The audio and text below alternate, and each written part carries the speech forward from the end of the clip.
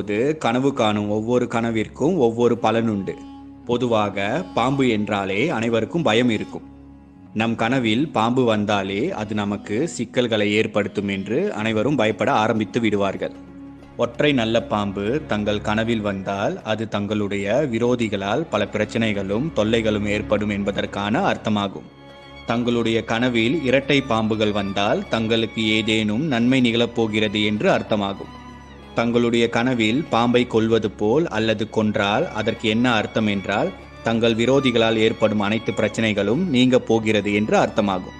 பாம்பு கடிப்பது போல் கனவு கண்டால் நமக்கு கூடிய விரைவில் ஏதேனும் லாபம் கிடைக்கப் போகிறது என்று அர்த்தமாகும். உங்கள் கனவில் பாம்பு விரட்டுவது போல் கனவு வந்தால் வறுமை உண்டாகும். தங்கள் கால்களை சுற்றி பாம்பு பின்னிக் கொள்வது போன்று கனவு வந்தால் தங்களுக்கு சனி பிடிக்கப் போவதற்கான அர்த்தமாகும். அதே போல தங்களை பாம்பு கடித்து ரத்தம் வருவது போல் கனவு வந்தால்